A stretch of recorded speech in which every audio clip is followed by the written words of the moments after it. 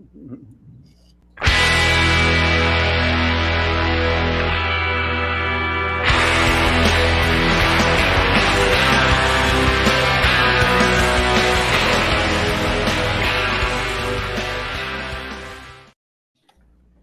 everybody. Welcome to Game of Nodes, the podcast by independent validators of the cosmos. So today we are a reduced team here. Some of our colleagues, the Frey and Schultze, have incredibly poorly timed when they're going to be at shit internet, which they are at right now. So they tried to get on here and it didn't work out very well. So I think they're talking like, single-digit megabits. It's unheard of. It's absolutely unheard of these days. So you're stuck with myself, Null, and we've got Usurper here, and we're joined today by Thyborg and Ghost from Whisper Node. So we also have fucked up and didn't make notes from last week to follow up. So we don't have any follow-up from last week, and it looks like we don't have any Ask Gone from this week. So as we're talking, if you guys want to ask questions, we can jot them down in our spreadsheet and we'll address them when we get to the end, or if they're relevant, we'll address them at the time. So anyway, Usurper's going to give an introduction to the project that Thyborg and Ghost have been working on. And it's been the subject of conversation a couple of times in the last few weeks. So I think today we're going to get a pretty good conversation on this particular topic. So, I think over the last few weeks, like as Null said, over the last few weeks, we've had a little bit more conversation coming up around governance in the cosmos. Can't talk. And it's come up both from a couple different groups that I think a few weeks before consensus and then at consensus, there was a lot of different kind of separate governance related conversations that I had, and I think others had that were down there, and we were kind of sharing notes and those types of things. And around that same time, or a little bit before that actually, there was a group that originally called the Validator Cosmos League that is now just Cosmos Validators, right? Sorry. That Thyborg and Ghost, and I believe also Tom from EcoStake, kind of the three original the founders of that, and all these different groups that we've at least had some conversations with have had slightly different approaches to this, but being independent validators, and this group is being started by independent validators and others. This is the one I think that we've had a lot of conversations about, and it has a huge amount of backing going around and a lot of conversation. So maybe I can stop talking. Maybe Thyborg or Ghost, you guys want to give a little bit of background in terms of how the three of you started talking about this and kind of what kind of prompted this creation of this group, or at least starting to open the conversation up, and then maybe we can go from there. Yeah, for sure. So I can start. Welcome. Yeah, thank you guys for having me. For it. I'm actually so the backstory. Maybe my backstory first. So I come from an economic background, but I've worked in tech for the last 10 years, and I sold one of my company recently. That was last year, and so I started, getting into crypto, actually spending time to understand how everything worked. And I came across Cosmos. I felt that was a very interesting ecosystem to look into. But I actually, when I bought my first Atom, I kept them at Kraken for a while, and then after maybe a couple of months, I moved them on chain. But I staked them with Huobi, right, for at least 6 months, which was great because I missed all the airdrops for Osmosis, for Juno, for everything basically.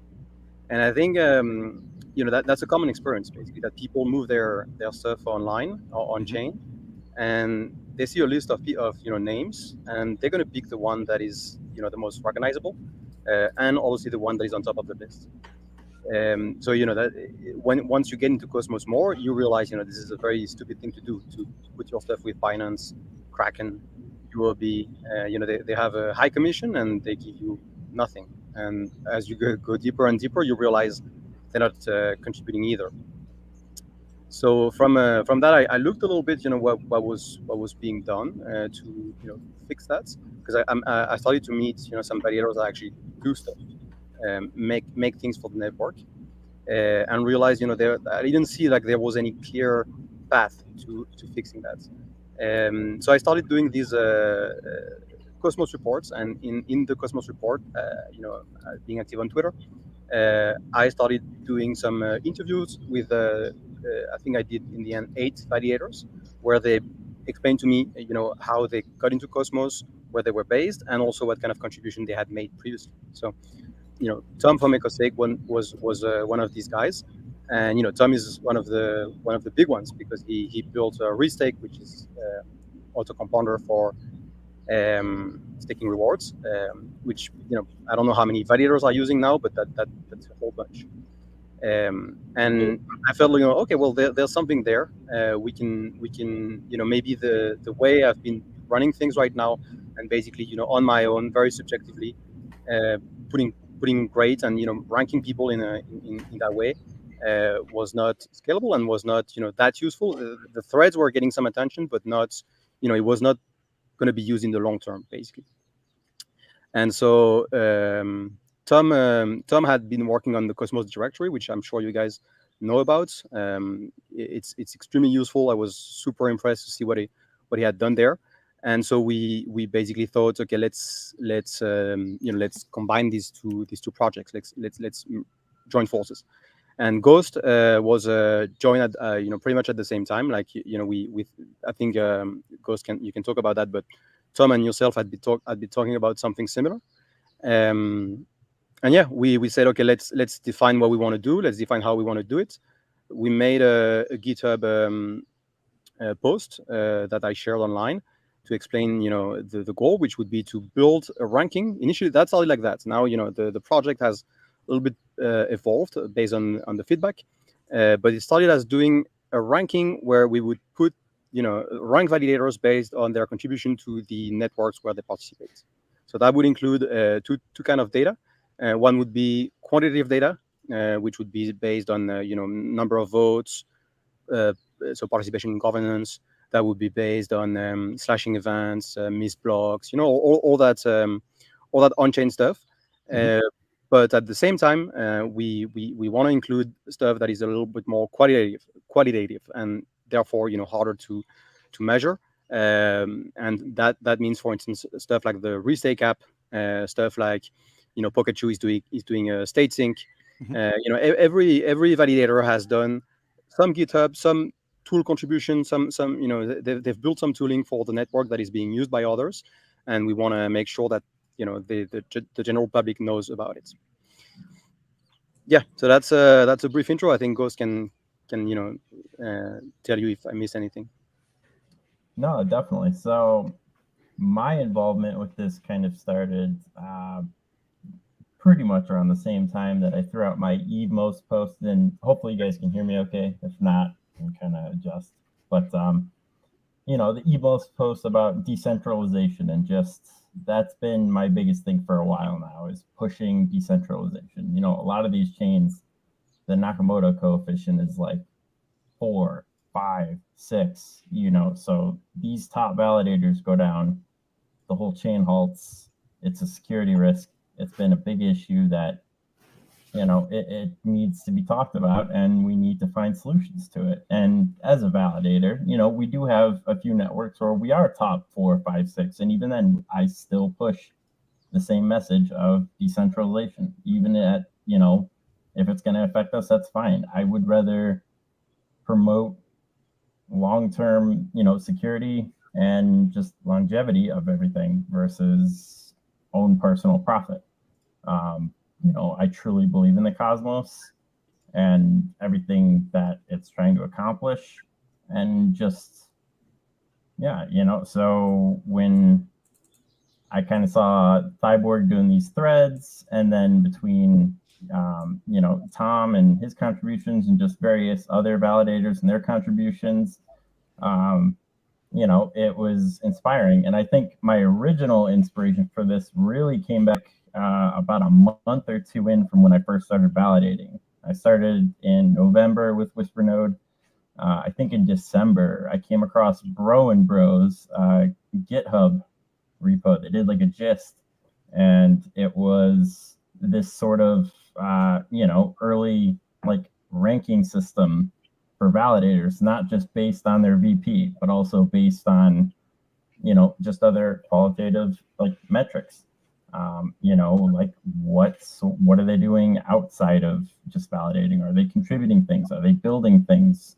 What's their max commission rate set to? Are they building RPC nodes or API nodes, like all this other stuff? So I thought about that, and I've always wanted to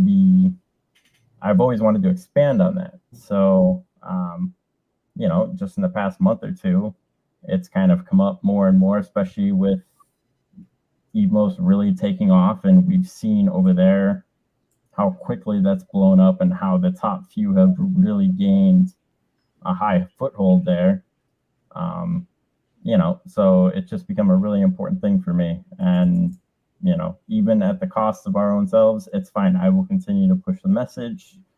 But we thought putting together a Discord, a community, a way for validators, foundations, teams, chains themselves, other, projects, analysts, contributors of the Cosmos as a whole, bringing them all together to kind of discuss these topics, gather feedback, and then find a way to use that feedback and create some sort of system, whether it was a scorecard, a ranking system, whatever, to provide to the community so that they had alternative ways to look at it versus just going to MintScan and seeing, okay, top 10, I'm always going to pick the top 10, because they feel like the safest bets. So that is, that's pretty much, my motivation for it is just really decentralization. This top 4, 5, 6 stuff, it hurts us all in the long run, not just as validators, but the community as well. Everybody's putting their investments at risk. So for everybody listening, if it sounds like Ghost is talking from inside of a fishbowl, because he actually is talking from inside of a fishbowl, because you can't see this, but he's got the Ghost whisper. He's got a whisper note head on, and the mic shoved in there. What are you doing with that? No, so I have my wireless earbuds in here. I've got the mic here, and then I got the camera hooked up top. If it's that bad, I can take it off. It's not bad. No, it's not bad. So, and then you guys talked a lot about Evmos, because Evmos is, obviously it's a bit top heavy, right? I think the Nakamoto coefficient, which what we're talking about here, at least with the definition that I know of, is how many validators from the top down do you need to get to be above 33 1/3%, right? Or third, whatever it is, right? 33 1/3, to be able to get to that point. So right now that number would, I guess, be 5, because 5 validators within Evmos is about 36.6. 4 validators is 32.91, which basically means those top 5 go down and the chain halts and we're stuck. Or even those maybe top two, in this case, 3 makes up almost 30%. So those 3 plus a couple down the list, and next thing you know, you're at that structure, right? It doesn't have to be just a top 5. And so obviously that, for folks who don't know, that's obviously not only a concern from a halt perspective, it's an uptime side of the house. There's a lot of things that kind of come to that large percentage, right? Definitely. There's a few big standouts, like if you look at Carver's got a massive top heavy contingent there with those validators. And I think what's even worse is that it's a SEX, centralized exchange validator, that's actually got that. And I think that's nearing on 30%. I haven't looked at it for a while, but I think from history, from when I previously looked at it, it was nearing on 30% of the network power in one validator at the top. I mean, if you look at the history of staking and staking habits, it's pretty clear that people from the outside looking in, without knowing too much about networks and the validators, come in and just, pick the ones at the top of the list because they're probably,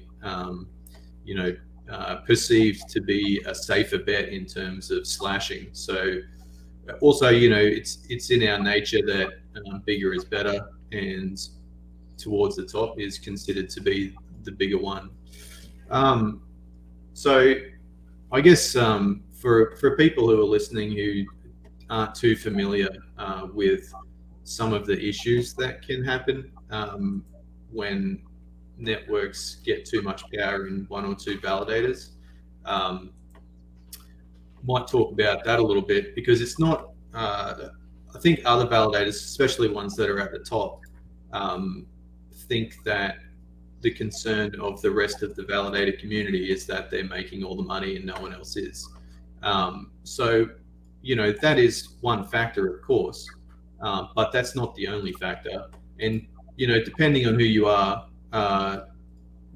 depends on your motivations, really. But, at Kingnodes, we're concerned primarily about network health, but we also have concern, that we would like to make more money as well, of course. But so when it comes to network health, the problem is if you get too much voting power in just a couple of nodes. All right, so Todd has written in the comments here that on Kava, Kraken has 27% of the network and Malia has another 11% of the network. So what that means is that there's 38% of the network voting power in two validators, right? So to give an example, yesterday we observed, and I posted into one of our chats, that there was a situation where probably, I would say, 8 to 12 validators all started missing blocks at the same time. And, we speculated what that might be, and landed on that it was probably a network outage, either in a region or in a data center. And with potentially those nodes concentrated into one data center or region, then those nodes all went offline at the same time. So if Kraken and Malia on Kava are in the same data center and they have a network outage, then the network stops working. It'll just turn off because they've lost too much of the vote power.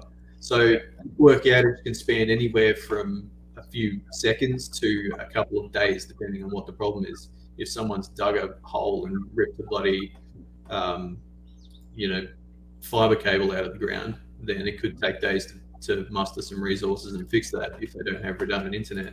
So network health is a big issue when it comes to the concentration of vote power to a couple of nodes, or even 5 or 6. So that's our primary concern.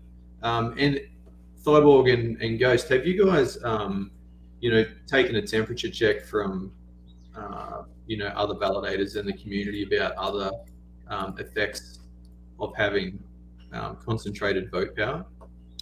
Yeah, actually, I wanted to give an example also, because not just the network can halt.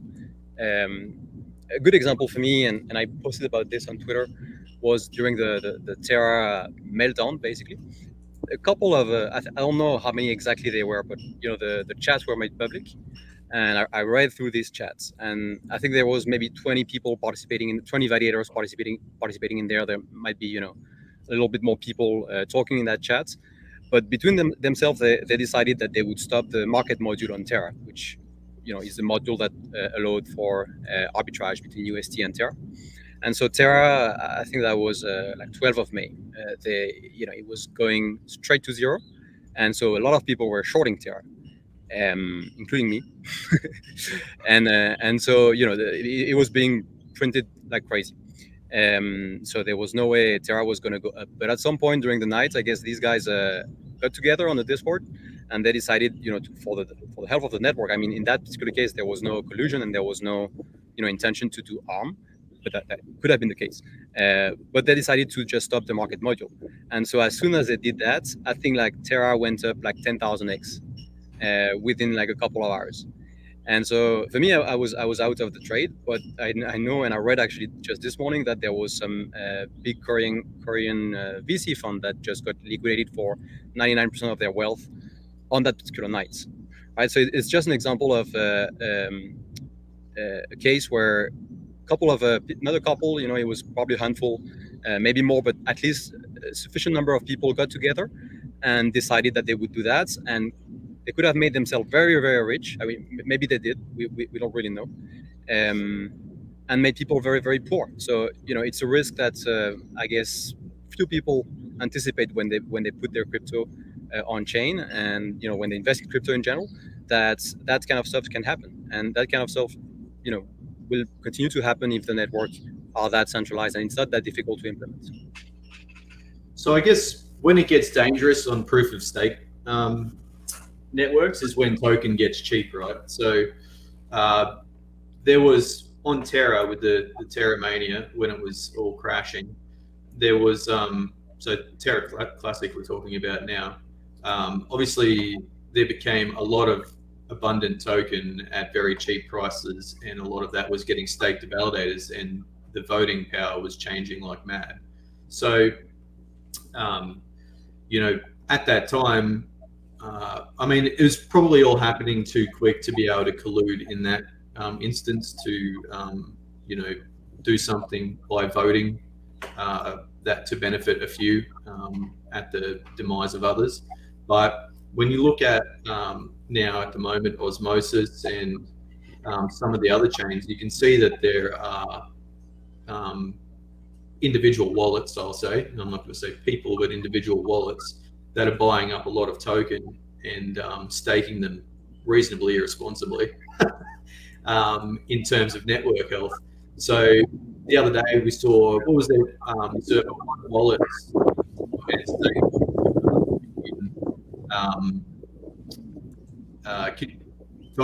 when it's breezy, man, would you mind turning your microphone off? So I think there was one wallet that used that bought and staked. I think it was about 2.5 million Osmo, right? Yeah. I think it was Something like that. Yeah. Oh yeah, it was 6. That's right. Yep. Yeah. So it's 6 million, was it? Something Osmo? like that, yeah.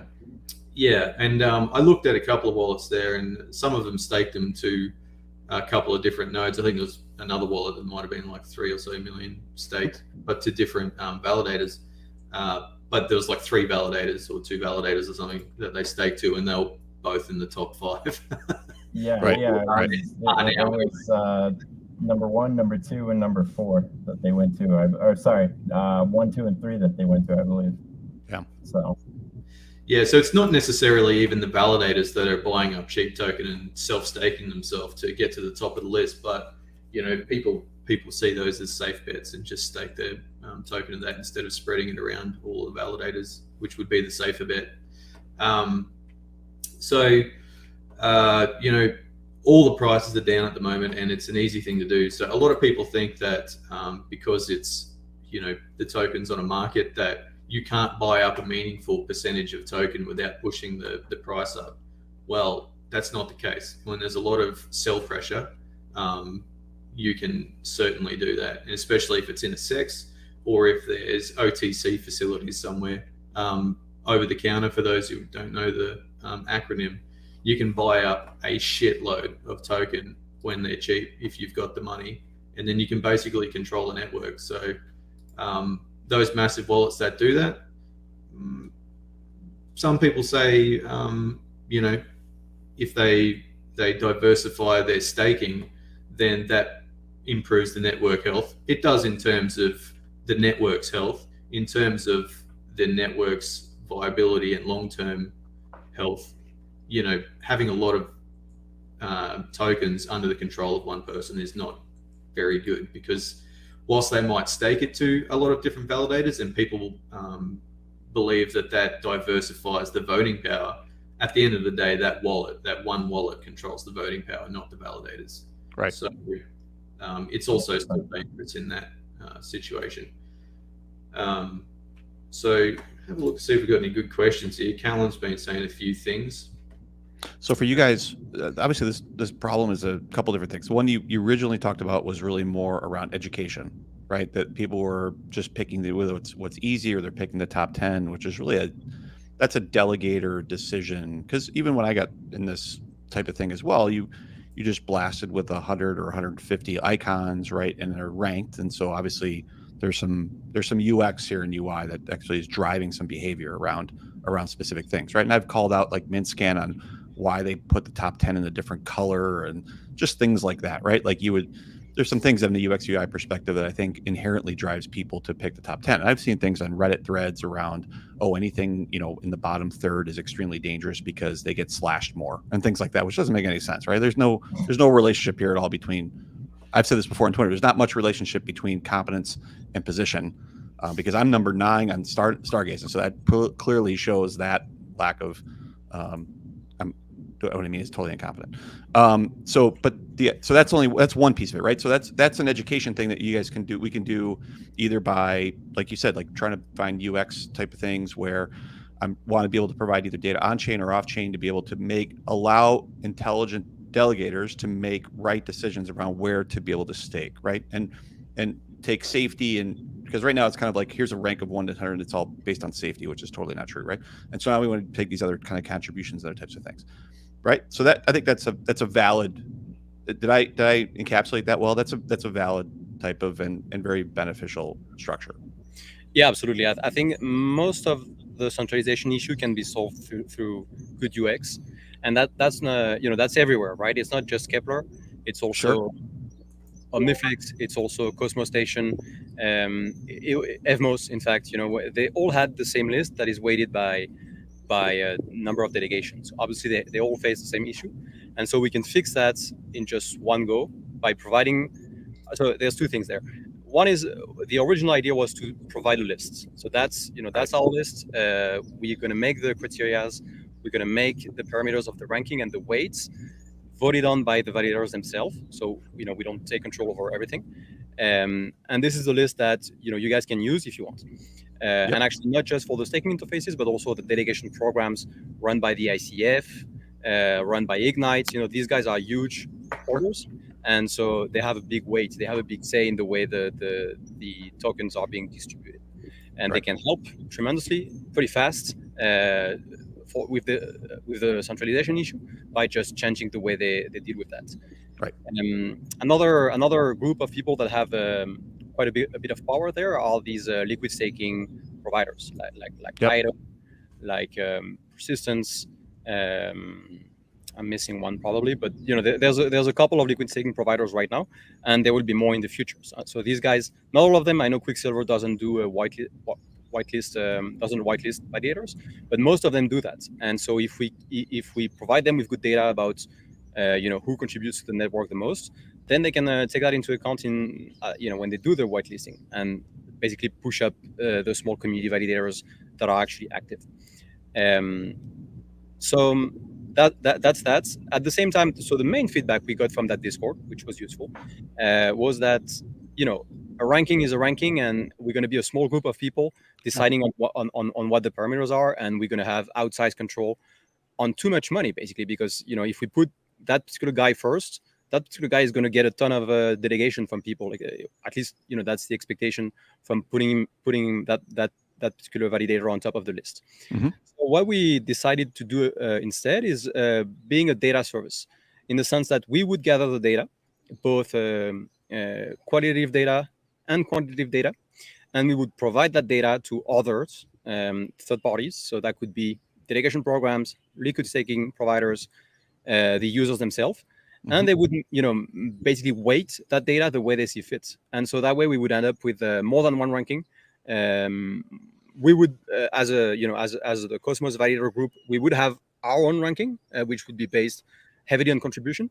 But anyone can do something different. So if you're liquid staking providers, maybe you want to put the focus on uptime, for instance, or lack of slashing, or number of missed blocks. Like you can weight the ranking the way you think that benefits most your products. And so that's a big pivot we took, and that's the direction we're taking now. And then that I think makes an absolute ton of sense. And then you also have the other part of this, which is not just UX, but people are just delegating because of free shit, right? Then you have the whole free shit thing. The free shit is like Evmos, I think, is a huge free shit type of ranking there, and people have promised things, or they're a future token or an NFT drop or this or that. Hell, I'm part of that too, right? So I mean, that the free shit moniker kind of fits. That's a huge piece of this that's driving that as well, right? And so I think where I'm going with, and I assume you guys agree with that, right? That regardless of how much education there, it's just a race to how much free shit you can give away. Yeah, so we've been thinking about the free shit problem, and we want to offer a solution to that. We want to gamify the ranking in the sense that each user, each wallet, in fact, would get a delegation score. And the delegation score would be based on how you've put your stake with respect to the recommendation, basically, of the ranking. And so if you've been splitting your stake, if you've been using the validators that will show up at the top, meaning the people that deserve it the most. Also, just a small note on that, deserve it the most will be, dynamic in time, because we want to make sure that even though you might be a great contributor, the goal is not just to replace the top with another top. So we'll weight your place in the ranking based on your number of delegation and how much you need them, basically. So, if Cosmos Spaces, for instance, they're doing great work for the community. They are very active there on making sure people understand how the Cosmos works. If they are at the bottom of the list by delegation stake, they will probably be at the top of the list by contribution stake, and so people will be able to delegate to them first. And so if you follow these guidelines, you will get a delegation score, and that delegation score is something that we want to make public. And any project that care about decentralization, we want to basically do some business development, you can call that, and tell them, okay, you could use that in order to weight your airdrop, in order to promote decentralization. Try to favor a little bit more the people that have a great delegation score. So you as a user, you come in, you check the ranking, you see that you are at 10%, so that's a very low score. You haven't been doing great. You're gonna be incentivized to basically prop up, increase your delegation score, get to 80%, and get maximum airdrop from projects that are interested in helping us with that. Okay. Ghost, you guys, I thought you were leaning in there to say something too. No, sorry. I was reading one of these comments from Adam. Sorry, it's kind of hard to see out of this, so yeah, no, like it's kind of foggy. But so if it's the former, I don't see why it would be unreasonable to rate limit or cap validator delegations. So this is an interesting one. I know ping.pub and I believe Chill Validator's fork of ping.pub. Mm-hmm. They do something where, depending on the network, there'll be like this number next to the delegate button every day for each validator, and it'll say, okay, this validator has already received, say, 1,000 tokens in delegations today. Consider delegating to another validator. I think that's a pretty reasonable approach as well, and it's another UX issue, of course. I totally support something like that. I've also heard other people say, well, why don't we cap validators? No matter what, they can no more than control 5% of the network at any one given time, and after that, they're no longer able to be delegated to. I think there would be issues implementing that. Of course, there would be public outcry, whatever. I don't see that necessarily working. I believe that the solution really lies in education and just giving the community the tools, platforms, and just the ability to see the data for themselves. Now, of course, not everyone's going to use these or even know about them. Like you said, when you first joined the Cosmos, when I didn't know about half of this. I didn't even know staking with a centralized validator, or a SEX would exclude me from airdrops, or they would get the airdrops and I wouldn't, Ghost, so it does take some time. Before you get too farther down the line, I would like to talk a little bit more about what you just mentioned with having staking caps built into the network, because we've been talking about this lately, particularly on Juno in Core 2, and we're putting up probably a proposal on Commonwealth soon. And I'm thinking about writing a paper on it, because the social education is one thing, but it doesn't control outliers where whales just stake willy-nilly, right? So we were looking at potentially implementing a staking cap that is like a percentage of available VP that has a governance controllable parameter for the multiplier of, so what the maximum cap would be is affected by the multiplier. So we've been talking a bit about that lately. So what is the feedback you've gotten from people, and what are your thoughts about how that could be a negative thing for a network rather than a positive, and how like could it not work in conjunction with staker education and like a platform like you guys are talking about, because you have to understand that like the only in my opinion, the only real way to control staking weight is to do it at a network level because of all of the different UIs and avenues into actually doing staking. So have you got any more further comments on that?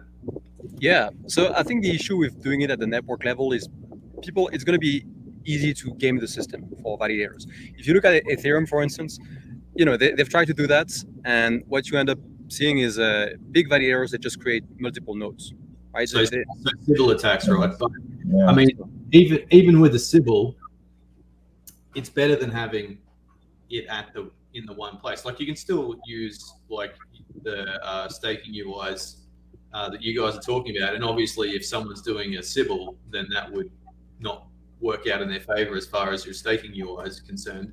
However, in terms of network health, a Sybil is probably better than one validator having a lot of vote power. I don't think it's better, because if you have a really big entity behind, half of the network node, that entity just does whatever it wants with the network, basically. So, maybe that. But if that one entity can get, what's the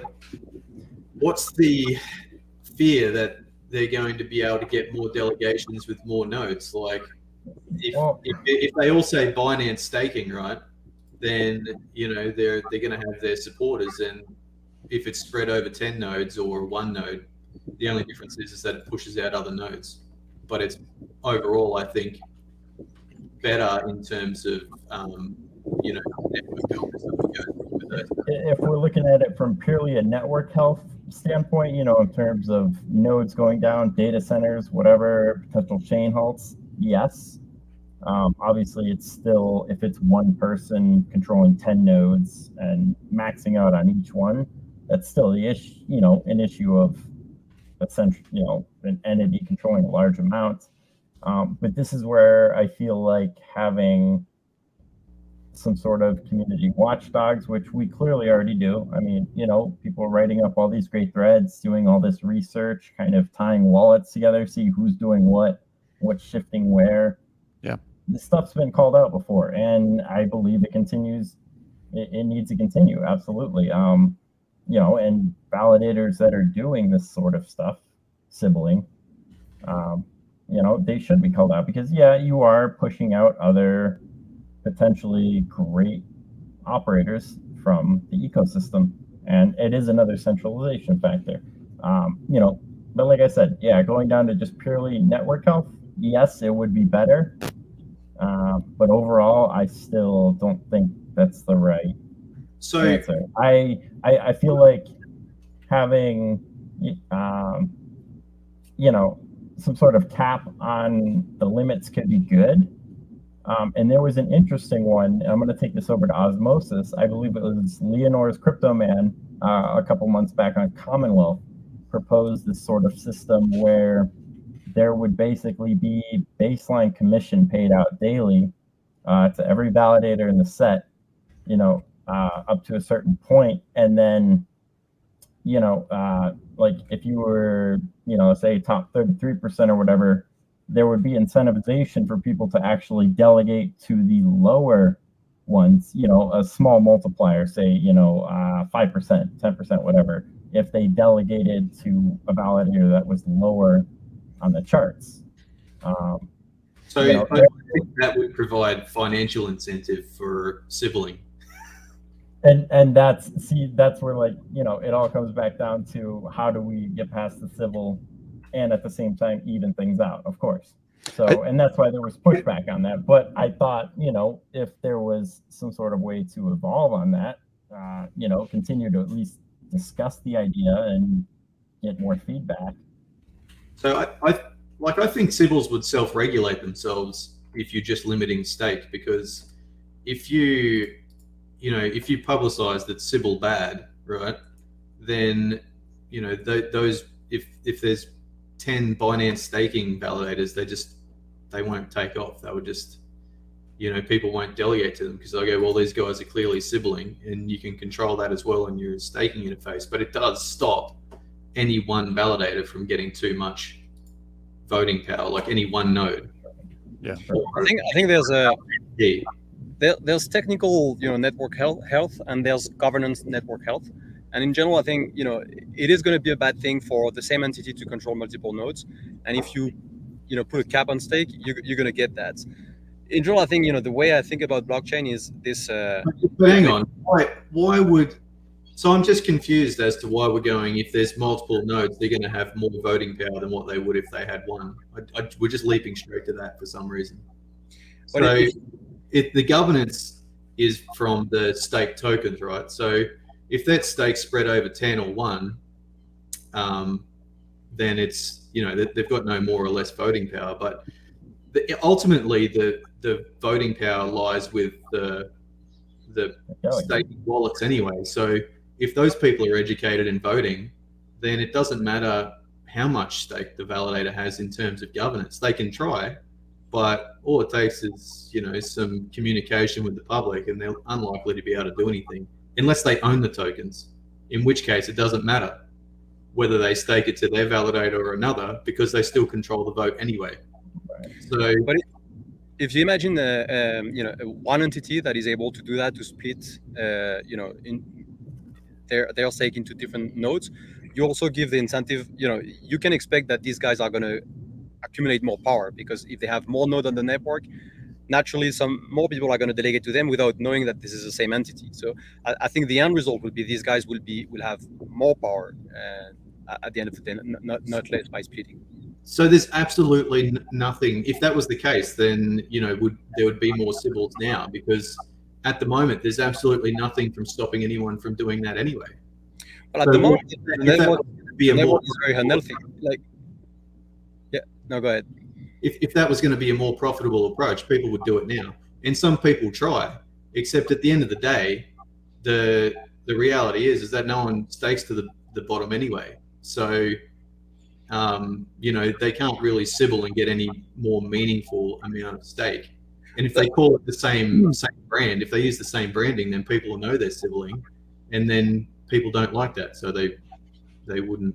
And that's as a community, that's frowned upon. So okay, right. What's the solution then that you want to suggest for the cap? Like, what do you have in mind in terms of? There's no one good solution. I'm just being the devil's advocate and debating the available solutions, right?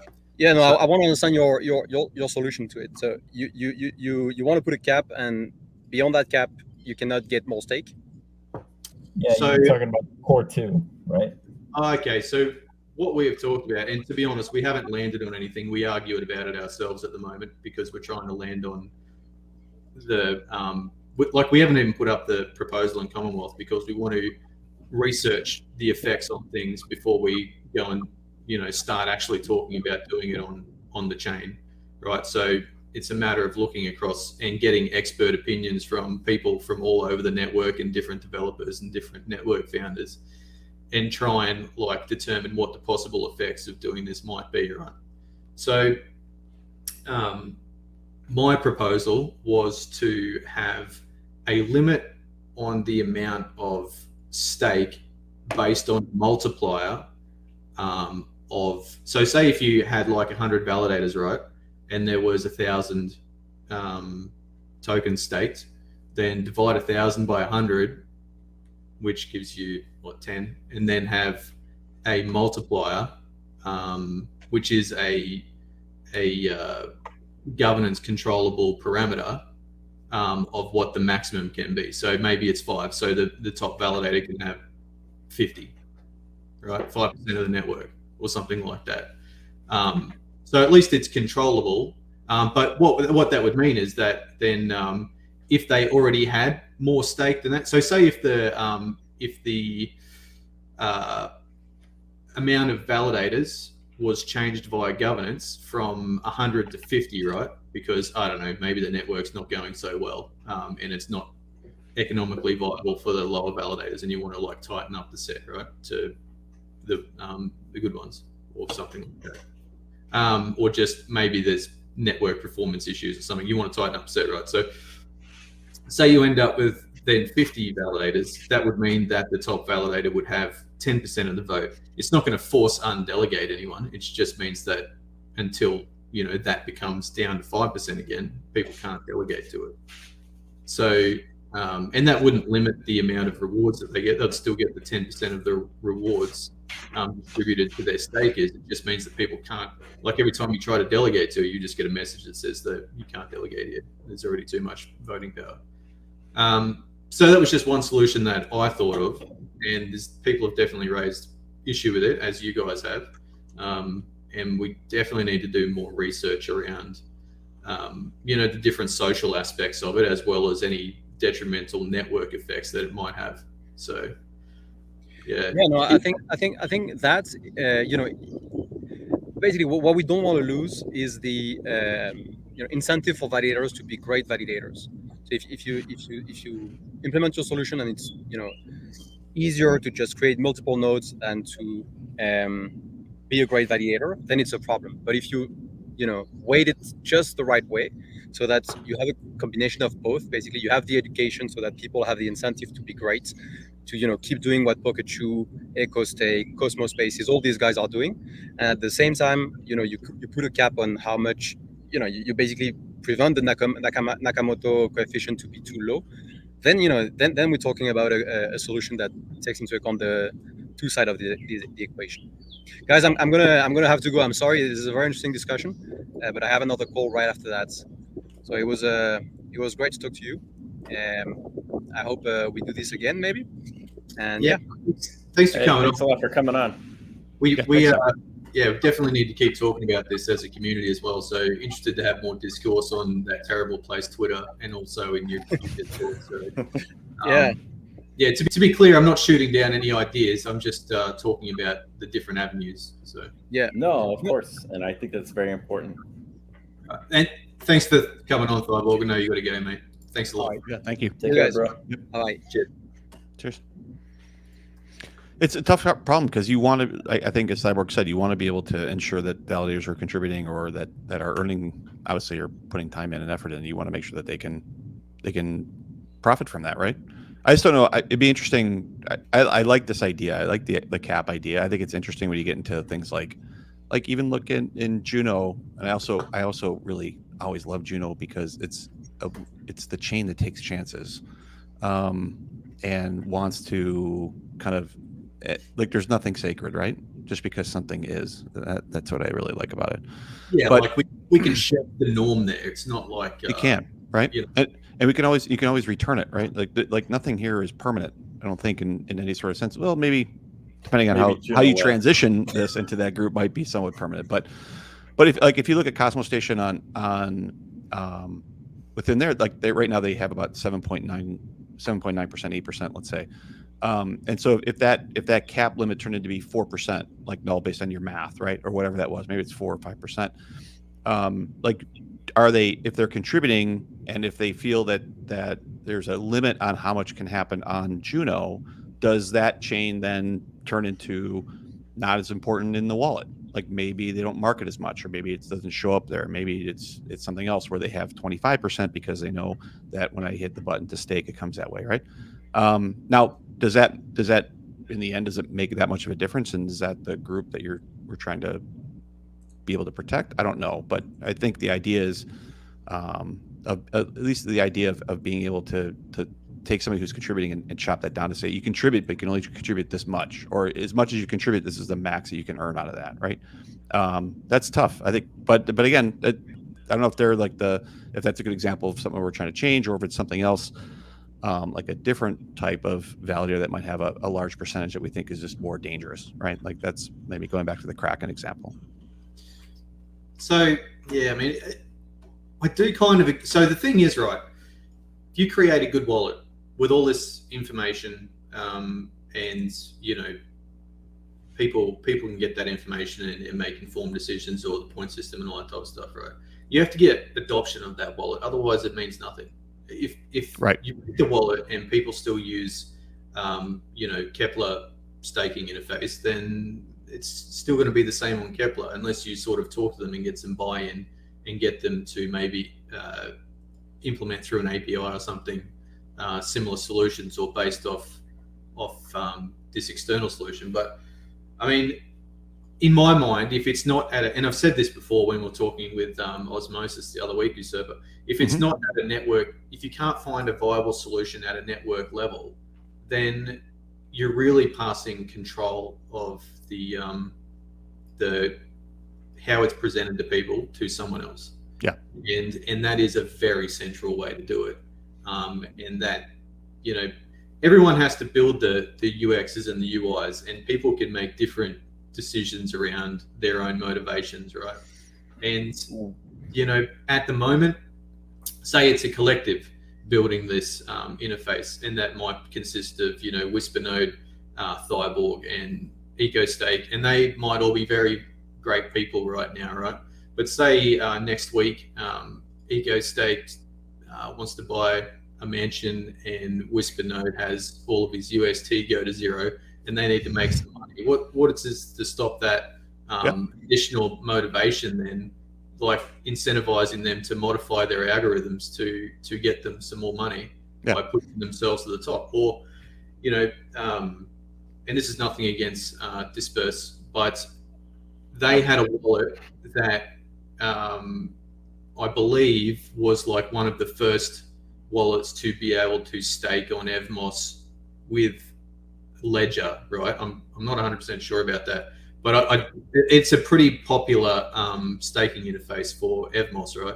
And for the longest time, and I'm not sure if this is still the case, they put themselves at the top of that list, the same as Ping does, and the same as Cosmos does in the Cosmos wallet, right? Which, if you have a popular wallet, is very effective. Because if you look at Evmos, you'll see Disperse is right up there with number 2, Cosmos Station and Orbital Apes. So and the rest of them. So you had something to say on that? Yeah, the problem there, and you know, I mentioned something about this the other day, was that they were highlighting other top 33%ers with this red flag that if you hovered over it, said, hey, you know, support decentralization, delegate to other validators, but they didn't have the flag next to their own name, and they are number 2, which to me seemed a little strange. So you know, but they fixed that, right? They've since fixed that. That's correct. You know, but you know, I caught that and I thought it was interesting. I did a few random refreshes. I tried different browsers, and I thought at first maybe they had some sort of, just every time you refreshed, it was like randomized the lists, because it wasn't ranking by default when you went to visit by your VP. It was just like completely random unless you selected one of the filters in their top right. But every time I refreshed, no matter what, Wispernode showed up at number 112, and I thought that was kind of funny because we're like number 40, number 39, and our uptime's good. So I was curious how and why that, you know, what the rationale behind that was. And then I had other people check that out, and they confirmed the same thing. Not enough entropy. Right. You know, and they had mentioned that they were trying to follow in Cosmos Station's steps, you know, footsteps with their wallet, which I went and checked their wallet. I didn't see anything different other than just the owner of the interface, you know, Cosmos Station themselves being number 1, and then VP down. So I just, you know, since then, it seems like it's completely randomized now. You know, they do mark themselves with the red flag, which, you know, I believe that's it was a good move on their part. It's honest, and you know, they're still actually growing. So that's, you know, they've made a good decision there by trying to do the right thing. But it goes back to that whole thing: is the owner can absolutely decide. You know, there's that internal bias of whenever they want. Yeah, well, you always look out for number 1, right? Number 1 being yourself, but. So, I mean, even no matter how much of a nice person you are, if you're in a pinch, you're going to look out for number 1. So, and that's what we wanted to do, the collective, you know, everybody in the ecosystem in on it together. I understand the model. It's just that at the end of the day, it is still basically controlled by a few people. No matter how many people have a say in it, someone controls. There's going to be an admin or two in the GitHub repo, and then they basically control the platform, right? So I don't know how to say it. I'm going to say Gains Alex because that's the way the phrase says it to me. Yeah, that sounds correct from the way it's spelled. If it's not, it's the phrase problem. Yeah, it's the phrase problem now. It's not mine anymore. I just made it. But anyway, to be fair, you raised that question, and he responded within like a few hours, and then the next day it was fixed, right? That was about the time. It was completely. Yeah, that's good. It's totally random now. Like I refresh and it's totally random every single time now.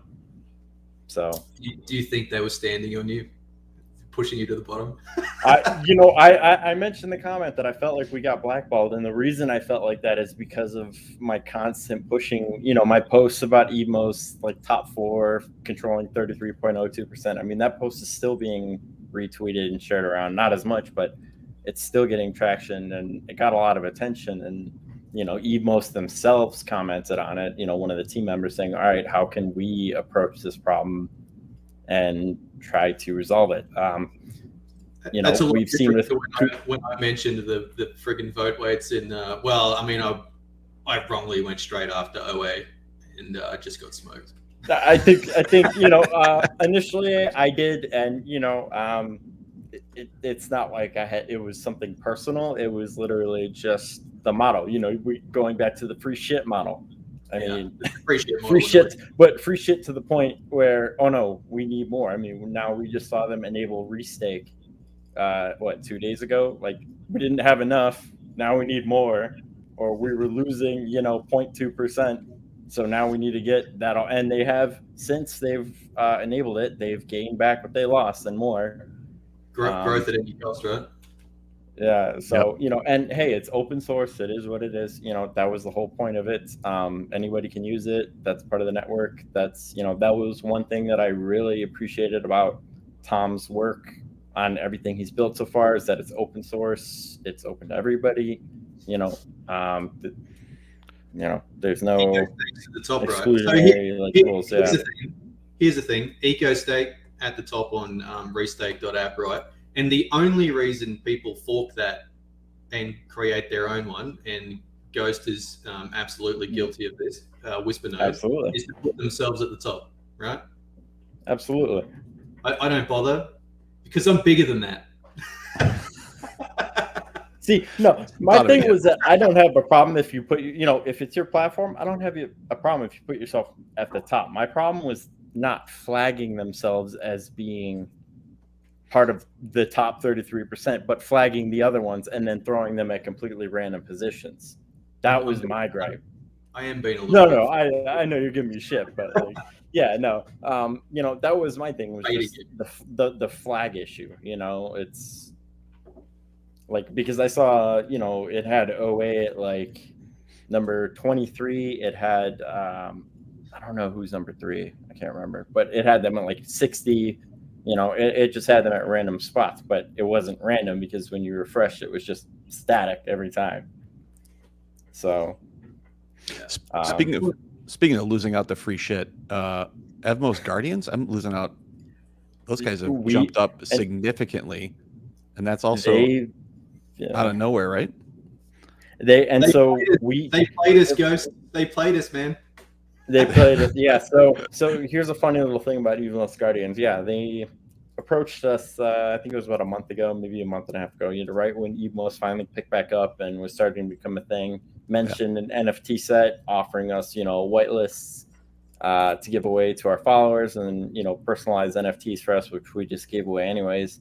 So we did it, and this was only the second one we've ever done for any network. The other one was MetaHuahua, back when Chihuahua was worth something, and they never mentioned anything about having their own validator. You know, I Mhm. didn't know they were either at the bottom or just inactive but still voting. If you look at their voting track record, they've only missed 2 votes. So they've been around since, you know, Yeah, day beginning. 1 pretty much. And then now all of a sudden, yeah, they're blasting past everybody, and even OA was losing delegations to them. Yeah, So that's why I feel like that restake move came, because it was like, okay, well, if, you know, we're going to start losing market share, then Yeah.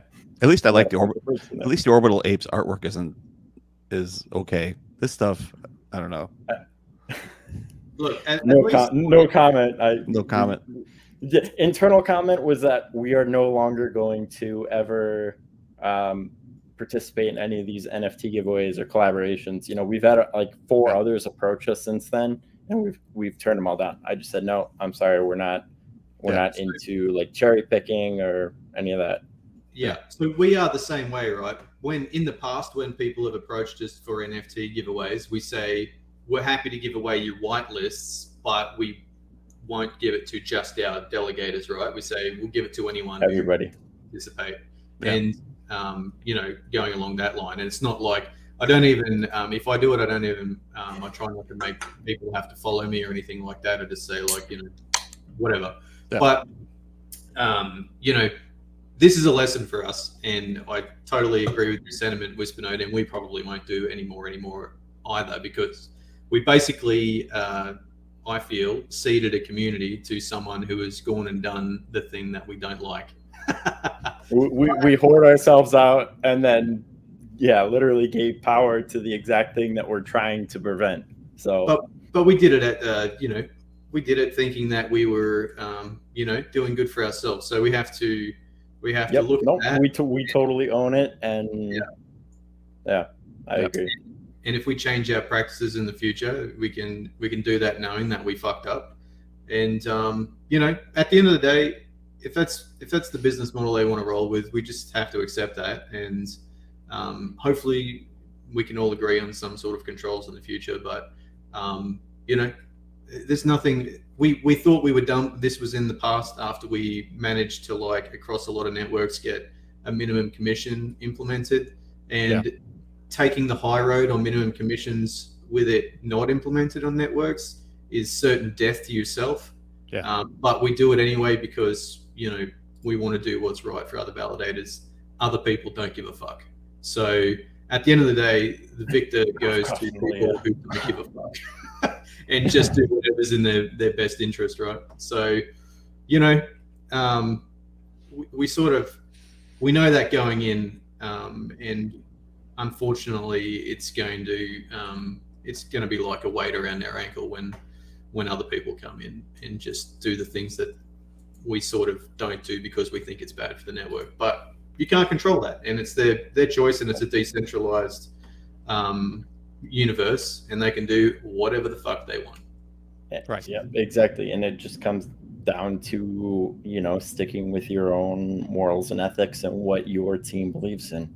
And that's just what we've decided internally moving forward. You know, we are going to be opinionated, but we're also going to stick to a code of, you know, this is just how we're going to do on every network. And regardless of what anyone else does, this is just our code of conduct internally.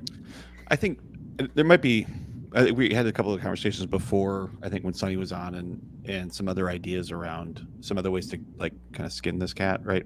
I think the other one thing that Sonny mentioned before, I think people forget about, is the idea of easily staking to multiple validators. It always kind of seems like it's I fucking dump everything in Orbital Apes, even though I need 10 Evmos to earn a mint or something, right? Like there's no necessarily massively high bars here in terms of stake. And so, like, and maybe it's the pain in the ass of having to collect and then, you know, redelegate. And so maybe there's some UX UI work there similar to restake, but not necessarily all chains obviously support Auth-C and those types of things. And not everybody understands that. And some people just do not like that idea, which I totally get. Like, I'm with that. And so maybe there's something core to how this process happens where I can pull rewards and instead of just having to staked to one validator in that, I can pull rewards and then just distribute it back out based on what I have staked, right? Some sort of way I can do that manually, kind of similar to what Tom and EcoStake is doing from an Auth-Z perspective, right? Because I think maybe some UX work in there, and that would be core. Then maybe we have the idea of and Sunny brought up the idea of like validator groupings, where I might have sets of validators that kind of are grouped together based on some sort of ideal, or maybe based off of like we're pushing right now into this wildlife fund, which I'm building, and also like what Tom's doing with EcoStake in terms of like driving that into be like a zero carbon footprint type thing. Like there might be some things that you could do in kind of like picking validators from different groups to build a portfolio. And so, and maybe that's a better solution to all this. I think the cap thing is really tough because then you get in this situation, even with these NFT drops and whatever else, then you have this race to get into that. And like, I don't know. You'll probably see more projects just doing NFTs then, because you would, right? Because now, I keep picking on apes, but like now instead of having all this type structure, now there's 17 other NFT drops and they're all at 4% because now it's not a popularity contest, right? Now it's not how good your marketing is. It's just I can get something else out there. And now I'm not competing against them anymore because they're maxed out. So if they're maxed out, then now it's a brand new open area. I don't need to compete as much, blah, blah, blah, blah, blah, right? So now I have, to your point, like exactly goes, horizontally. You have 15 of these projects, right, that start because it's so much easier to be able to kind of get in that piece. So I don't know what this overall solution looks like, but man, what a tough problem. It's difficult. And, that's why like this approach and trying to get, the big goal here has been like bringing in more teams and more foundations and just everybody in together so that we can get this collective feedback. Yeah. And I'll name drop here, but when Putmos first joined, he was very adamant about it coming off as like a cabal with, league in the name, just like this power hungry group trying to steal power from those that already had power. With a lot of discussion in the Discord and a lot of great feedback from many people, that's where that revised model of, okay, it's no longer going to be like a ranking scorecard. It's going to be more of a service that just shows, hey, this is what people are contributing. Right. Choose based on that. And I love the idea of, like you just mentioned, that, Sunny said groupings or, based on your beliefs or what they're contributing, you build a little portfolio and it literally just spreads your stake out through them. Yeah. Boom, done. Yeah. And I think that whole thing, like just staking to one validator, I'm not sure if people understand that you can do that multiply. I'm not sure if it's just the UX of it being a pain in the ass, because it is a bit of a pain in the ass, right? I'm going to take 20% here, 10% down here.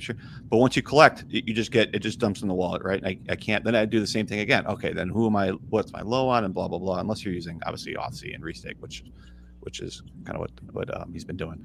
Todd just said if the liquid staking groups did what I was talking about, instead of focusing solely on profit, it would benefit the networks. Yeah, I don't know.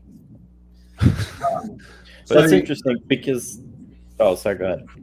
No, I was just going to say, so while we keep talking, guys in the chat, please ask questions if you want us to talk about anything before we wrap up today, because we've probably got about 20 minutes left before we get to the outside of where we should be. We've discovered that people don't like to watch us talk shit for 3 hours. It's more like an hour and a half. So yeah, people don't got all day, man. That's right. That's right. I got nodes to build, man. But yeah, well, I could talk all day. It's like that. It's easy to put off work and do things you like talking to people, right? Yep. And then you just have to fucking do it later. So yeah, no, when everyone's asleep. Yeah, when you're eating pizza and drinking whiskey at 3 a.m. So actually, what have we got here? We don't have any questions, but Adam Burke did mention a while ago. He said, I believe Cardano has a similar soft cap concept to your idea, Null. Basically, after a validator goes beyond the saturation level, I'm putting that in, all delegators can earn less rewards versus delegating to a validator under a saturation. So the more the more rewards you get, the more delegators you get, the less rewards they get over a certain level. By the sounds of things. That's interesting. So that kind of sounds like Leonor's idea with the osmosis, where there's like that curve. Delegating to smaller validators would give you more rewards versus delegating to a higher ranked validator, or just someone who has more VP. And Sonny so it's like a quadratic solution, I guess. Yeah. Right. And Sonny had that idea, like the other half of that would be that maybe the larger the validator or the more percentage of VP, the deeper the slash cuts are. So if somebody gets slashed, and maybe we can change what those rules are so it's a little bit more strict, because I think most chains, honestly, the slashing rules are pretty meaningless. But maybe that as the VP grows, there's higher risk, right? Or at least for the delegator or something similar to that. You could probably do a combination of these things to be able to try to even that out. I don't know if it gets past the free shit thing, because you might say I don't care, but it might look at, instead of people just say doesn't matter, nothing here makes a difference, I'm just going to delegate it all to this free shit validator. Maybe somebody says, well, what's the minimum? Well, maybe I'll put 100 of the X on there, and then maybe I need to be more thoughtful about where I'm putting these other tokens, right? That's interesting, because we have seen, Binance and I think a couple of big other ones get slashed on, like, Cosmos Hub, and there was another one recently that was a pretty big slash out of nowhere. So yeah, I think that's an interesting approach. Whether it's there was a really big one lately. It was a double sign over on CheckD, Everstake. It was during Decentral. Oh yeah, that's right. And they double signed, and like the message that went out through the CheckD Discord didn't even say it was a double sign. They just said due to a technical error, they would be gifting back 5% to their delegators, and like to go restake them. They got Tombstone. They double signed. They screwed up somewhere. I mean, if any of us did that, we would be crucified. Validator upgrade, redelegate here. Yeah, exactly. We're upgrading. And Everstake is massive. So right. We're changing our validator keys because we're upgrading. we're upgrading keys. Please redelegate here. Yeah, just move all your stuff, and you'll get your 5% that you lost back. That's right. Yeah, as a bonus. And a short bonus. Yes. That was literally the message. Like, I should copy paste it right now. It was in the CheckD Discord as an official notice from CheckD. It was funny. So, Ghost, I have a question for you. So, one of the groups I'm sitting in on, maybe attending, it's also kind of like a validator structures, validator commons, which I know we've talked about here. It's been in the show notes here previously, and they're working a little bit closer with the with foundations, right, and actual chain ownership, if you want. I don't know, maybe a bad project ownership, whatever it is, right. And they're trying to figure out more from the governance structure of what a foundation has ownership of after a chain is launched versus maybe the validator set or the delegators, to say maybe based on direction or the types of things. And it's kind of like, I think it might be paraphrasing here a little bit, but it started a bit as what that balance is between foundation control and like the natural direction of what a delegated group of individuals would say, right, where we want to be able to go with this. So from that perspective, and kind of as we've talked a little bit with them, that idea of, have you guys talked about that at all in terms of like the role of, say, foundation delegations in this and trying to help chains make better decisions on? I know this is Null's favorite topic, is foundation delegation, but is there anything, have you guys had that conversation all within this group to say, what is the role of the chain have with this? So there hasn't been, as far as I've seen, too much talk about that. There are, we do actually have interest from the ICF. We do have, I think, let me see, there are like 8 or 10 different advisory groups. So looking at the group right now, 20 different advisors. A couple of them are on the same teams, of course. So we are working with that. In terms of validator commons, I believe, if I'm not mistaken, Thyborg was actually in contact with them. Yes. Don't quote me on that. No, you're right. You're right. Okay. And then what else to say? So I mean, that's an avenue yeah, that's it hasn't been talked about as much in this Discord, but I believe that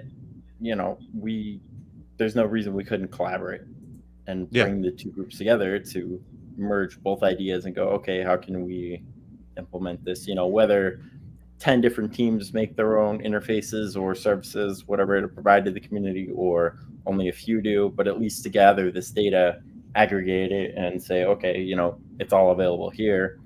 And Yeah, what, no, and do you think like, say, the Evmos team has any obligation or ownership of the validator structure, and say basically what that Nakamoto coefficient is? So like if osmosis jumps from, what was it, like 17, it jumped down to like 6. it was something 15, like that, right? I heard it was 15 to 6. Yeah. So I do, to a degree. Hang on, just a correction there. I think they changed the way it was calculated. Someone mentioned. Yeah, so- I saw a revision. Oh, okay. It was like Okay. 7 to 6 or 7 to 5 or something like that. But Well, let's say in previous- Evmos it's 6 right now, or Kava it's 2. Like what and ownership? Chain was like 3. Yeah. Sif Chain's like 3. What ownership do you think those, like what ownership does the chain have in terms of taking action on that, or what can they do, or is it like what is in their interest to do that? Well, if it's foundation delegations going out that are literally pumping people to the top, then yeah, there is. I feel like there's responsibility there, because they're putting their own chain at risk by doing so. Yeah. They're centralizing it themselves. Or, for example, and we literally have a delegation from Asset Mantle, so this is not a knock on them. But if you look at their chain, it's the top. Last time I checked, the top 4 nodes were all foundation nodes, and they Yeah. control over 50%. So Adam Burke says, where can I go to see foundation delegations for each chain? Is there a list with each foundation's wallet address in it? Not that I know of, Adam. Not No, that I- and that's actually a great question, and something this is where like community researchers, or just people analyzing things, putting things together, these Twitter threads, breaking stuff down and tracking things down. We need more people to do this stuff and put the time in on that. And having these interfaces up would be valuable. I guarantee there would be foundations or teams or projects that would either be willing to put up grants, some sort of DAO A grant proposal. Here's a grant to No, dogs no. get bullets, lol. Well, yeah, right. Well, you know what I mean, though. But like someone to full time literally go and gather this data, provide it to the community, and say, hey, like these are the live, legit metrics. Do what So you will with them, but this is the accurate data. Cal says Asset Mantle went down because Yep, of the and he's 100% correct. Yeah, the top 4 nodes right now on Asset Mantle are all foundation nodes. Right now, between them, all 4 of them, except for one, have 9.9% of the VP. Yep. So that's literally practically 40%. So, and the chain did go down before because they didn't upgrade their nodes or something happened with them. I can't remember exactly, but everyone else in the set did their thing, and we're one of the teams in the set, and they just chain was like halted till they took care of business. And that's So- different too. Like, there's not a ton of chains that run their own foundation nodes, right? I mean, they obviously take foundation delegation, but there not that and many. it started out worse than this. It was higher than 50%, and they said that over time they'd be phasing out. But if you look at it, it's 100% commission on all 4 nodes. Yeah. It's just been an interesting approach. And like I said, I'm not trying to knock on them. We get a foundation delegation from them. But at the same time, this is still not something that I support, are these foundation nodes controlling all this VP. I don't think that's beneficial to the network at all. They mentioned that it was a stability, to help So it's- stabilize the network, but it's been out for a while now. It's a funny thing, right? So not everybody who builds a blockchain is a blockchain guy, right? They don't necessarily fully understand all the nuances of a blockchain. Right. What some of these teams do know is that they've thought of a good product that they want to build, and they need a blockchain to support it, right? And Cosmos SDK makes that easy. Now, that comes with some, depending on where they're coming from and who they've talked to about this, it comes with some, preconceived notions about how to stabilize your blockchain and how to control your blockchain, right? Case in point is Firmachain. So when they launched, they had 5 foundation nodes, right, which basically controlled the network. And I had a foundation delegation, as did just about everybody else who's a Genesis validator. And I raised to them, I changed my my commission from 10% to 20%. And when they asked me, I said, well, you're my only staker and there's no one else using the network, and you guys are just soaking up all of the inflation with your foundation nodes. And I said, why in the fuck do you need them? And they said to me that, you know, it's our, like, we believe that the stakers see that as a positive for the chain stability. And I talked to them quite a bit about it. And then they said, well, what we're going to do is we're going to, you know, educate our community and talk to them and let them know that now that we've launched and we have all these good validators, that we're going to shut down all of our foundation nodes. And so what they ended up doing after some time was shutting down all of their foundation nodes around about the same time as when they so they kept a couple of them open, I think, to make sure that no validator got too much power. And then after some stake got spread around after they did the token swap from, I don't know, it was probably Ethereum or something to their blockchain through some sexes. Then they shut down the rest of them, and then they still delegated all of the foundation node tokens to other people. But the point is that they shut them down because, right, you know, they had a different perspective from people who are involved in the network. So all I'm saying with that entirely long explanation is that they may think they're doing the right thing when they're not. And yeah, I totally get that, and that's also why we, you know, these past few osmosis proposals, you've seen, and Asset Mantle was one of the tokens on the list of, you know, tokens to be de-incentivized from osmosis, matching incentives, and they, you know, reached out to us, asked us why we voted the way we did, and just said, look, you know, for the health of osmosis itself, it's a separate chain. It has nothing to do with this. And at the same time, you know, I truly believe that a chain should have some sort of like MVP or, you know, something to show before they go and ask for money from osmosis. We were very happy to just give incentives to everybody over the past months. Anytime anyone asked, it pretty much got passed for almost every single LP. Didn't matter. We matched incentives. And now we see, you know, the effects of that. And these cutbacks, while I think they're great, I think they're too little too late. You know, but yeah, I think we're going through the big reset at the moment in the Cosmos ecosystem from this mania bull that we had. Now, you know, people realize that the money's not unlimited and you can't just keep bloody, you know, giving it, because, you know, people take profits in a bull market, right? And eventually you get too much people taking profits and it just crushes the market. So, you know, unfortunately, and I say this around, you know, I feel like people don't like it that much, but you know, at the end of the day, if you're taking a profit, it's coming out of someone else's pocket, right?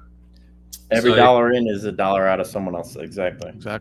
Exactly. So whether that be, so if it's some sort of shit coin with absolutely no purpose and people are speculating on price, right? Well, while they're speculating on cost service, they're putting that into the black box, and then someone else is taking out the black box on the other side, and then basically, you know, that. So it's, some things have use, other things don't, right? Some things may be worth money in the future, other things may not be worth money in the future. Projects that start a blockchain, release a token, hype the fucking thing, and then just take money out as people are putting money in. And people are putting money in and locking it into staking, and they're fucked. They can't get it out. And the people with big ass bags who started the bloody network are sucking it out the other end, and they're taking everyone for a fucking ride. and it's painful to see. And without being crushed yourself, you can't get out there and scream it from the hilltops as well. I'll probably get crushed for saying it right now. And But that's, one of our team members commented on a Twitter thread the other day about pretty much this exact same thing, is that as a validator, it's very hard to say something a lot of times without literally risking your own financial. I mean, this is a business. We're all running a business here. Okay. so what do you do? Shut up and get in, or you be? Yeah. Do you, just basically take your compliance and just go along with the ride and, go for it? Or do you actually stand for something and say, okay, look, this isn't right. Even if it's going to cost me, I'm still going to say something because I just don't believe this is right. And more often than not, people tend to agree with you. And I feel like, being allowed to have your own opinion, even as a validator, and going out there and saying something is truly the way to go. Not everyone will agree with me, of course, on that, but at least in our team, we've all agreed that we're allowed to have our opinions, even if they don't even match our own internally, as long as we're not obviously going out and starting blatant wars for no reason. Right. Yeah. Or you start It is what it is. or you start a podcast, you bitch about everything. So Rama says, for those listening, it's good to see more validators coming out and speaking up for what's right. Yes, and I fully expect to get fucking crushed. Honestly, after my last little asset mental, yeah, no, I get it, but at the end of the day, I just if something doesn't look right, then I mean, we're all in this together, and it's not just us. There's an entire massive community out there. Callum, there's more balls on the table. So I guess and I've been talking about this for a while, and I am working on it in the background, but it's quite a complex thing. So what we're doing as a company is we're developing policies to work around, right? So one of our policies is network selection. And that goes, selection of the network goes along with the selection of the token that we want to, validate with. So what this means for us and what we hope it means to our delegators is that we have at least done, our policy is to at least do some sort of due diligence and only go into networks that we think may have a future. It's no guarantee. There's no big fucking stamp on there that says Null's guarantee that you're going to be Lambo in 2 weeks. But it does we want our brand to be associated with quality networks. So that might mean that we might have to shut down on a couple of networks as well once we release that. And that's, if that's what we have to do, then that's what we have to do. But we want to do a due diligence report on all of the networks that we join. And there's a lot of fucking labor involved with that. So that would mean that we won't have as much of a presence around the place. And it might be to our own detriment again, but I think it's important, and I'd like to see other people go down the same path. It's tough though, because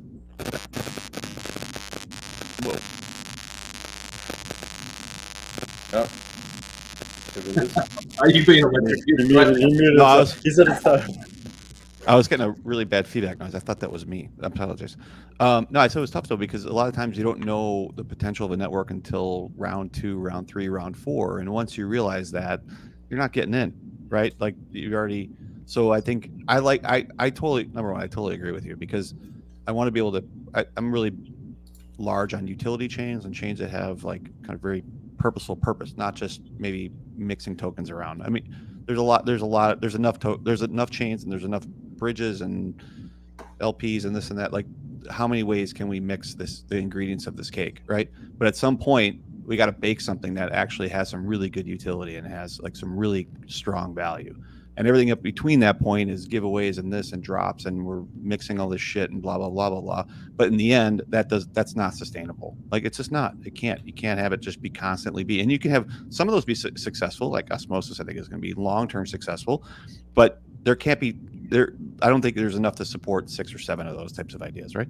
So, but to that point, you don't really know what actually has good utility, because some things pivot and then it takes some time and the development team grows and blah blah blah blah blah.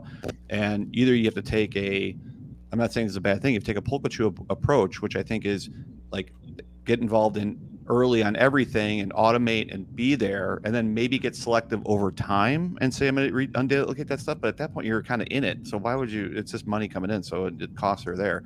Or you kind of start hedging bets and you recognize, which is what we do, which is you pick things that you think have the right team, the right involvement. Kind of you're making like an investment in an organization.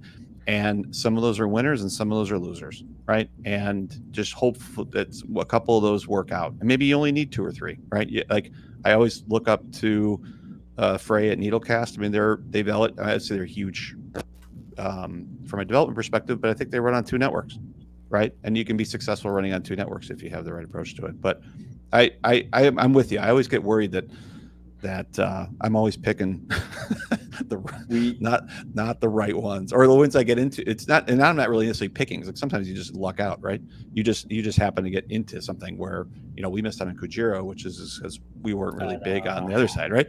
So, but we missed out on that, which I think has good utility to it, and like I get it, but I don't know. It's tough to be a validator. I 100% agree. To sum up, we've honestly literally just had this conversation last week at Whisper internally. It was, okay, we need to be more selective moving forward. We may not cut any existing chains, but we're absolutely setting guidelines and, what we're looking for in a team, what their timeline's looking like, what their team actually looks like, tokenomics, all of this sort of stuff.